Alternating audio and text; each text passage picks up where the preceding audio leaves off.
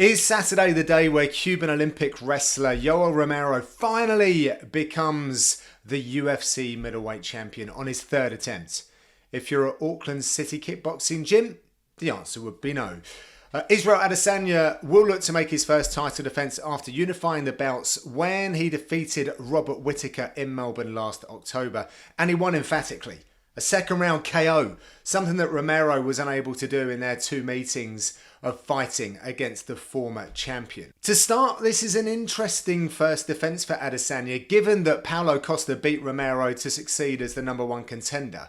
But whilst he's off getting his arm fixed, Adesanya requested Romero, a man that, quite frankly, nobody wants to fight. This dude does things athletically that most would not even dream to attempt, let alone at his wise old age. It kind of makes you think that he's like even more scary, like a battle-tested uncle. Adesanya, however, is encouraged by this fear factor. He wants to destroy Romero's air of indestructibility, and in fact has said he wants to make him cry, which is a little bit cruel. And let's be honest, if successful, Adesanya will create his own kind of terrifying aura. But in a game where the mental can make all the difference, how will Adesanya feel if that plan he has been telling himself is failing when he perhaps enters like the fourth round? Is a judge's decision enough for him, given this quest that he's on? And might that alter the way that he fights, like increasing his risk-taking as we get into those championship fights, in those championship rounds? So about the fight then, we have a former world champion kickboxer and one of, if not the most decorated freestyle wrestler in mixed martial arts. So it's a striker versus grappler showdown then. No, not exactly. It seems Romero is more in love with the boxing that his forefathers enjoyed back in Cuba. And interestingly, Adesanya and his team don't think Romero will even wrestle because he will tire too quickly, given that he needs to be ready for 5 rounds of action. In fact, if my calculations are correct, in his 6 5-round fights, Romero has managed 10 takedowns. Also, overall, he has a 35% takedown accuracy. Those numbers don't really speak to a fighter who is handcuffed to a wrestling approach. And of Romero's 13 wins, 11 are knockouts. However, some you'll remember are stoppages from ground and pound, like the Machida elbows knockout, for example. And even if Romero was to dial it back to the early 2000s, the top of his wrestling career, he's got to get past Adesanya's takedown defense. Right now, the last style bender is kind of stuffing 86%. That's out of 49 attempts. So that means he's really working hard to achieve that number. Now, one thing I've learned from covering mixed martial arts, and this argument supports both fighters, by the way, it doesn't have to be pretty to knock you out. And you don't need to have a collegiate wrestling background to win in the octagon. Therefore, Romero's sheer horsepower colliding with your body will inevitably do damage.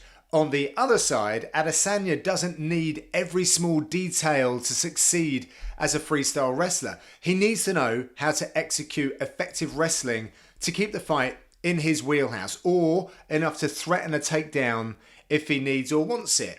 As a result of that, he links up with the Hickman brothers, who are resident MMA wrestling coaches as well, I believe, at Tiger Muay Thai. Now, back in Miami, and Romero's team have enlisted 6-time world champion kickboxer Artem Levin, who is a very good look if you're facing Adesanya. Go check him out on Instagram. Now, I'm going to tread a little bit carefully with this next topic, and it's fight IQ, because in the last 3 fights that has seen Romero go to a decision, he has lost. At some point, you have to respectfully question the strategy of his team. Yes, it's close, no denying that, and some might have even scored those decisions for Romero. But without getting into a judging conversation here, something is amiss if you just keep missing out when you're not being defeated like 10-8 or solid 10-9 rounds. But from listening to Romero's interviews, they're going to be fighting differently to remove the judges altogether. And that means taking more risks. Like I said earlier about Izzy wanting to put Romero away, the same can be said on the other side, but slightly different motivations on the part of Romero. Either way, it's great for us fight fans. More about Fight IQ, and I feel I know a little bit more about Adesanya's team City Kickboxing than the guys in Miami. They are running a super impressive record right now, including picking up 2 UFC championship belts. So I'm confident Eugene Behrman and his team have gotten together a solid plan to beat Romero. No one has figured out in mixed martial arts a blueprint to defeat Adesanya yet, but maybe Team Romero have the knowledge. So some numbers then. Adesanya has the 3rd most knockdowns in middleweight history, and Romero the 3rd most knockouts in middleweight history. Romero has a tendency to do most of his devastating work later. 6 out of his 7 knockouts have come in the 3rd round, which is actually a UFC record. We know this one will be exciting. Adesanya has gotten a performance bonus in 6 of his 7 UFC fights, whilst Romero has totaled 8.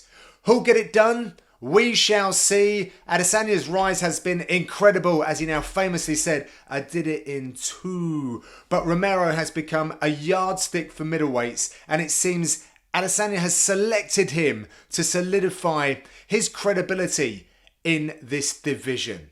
Thanks for watching. Enjoy the fights.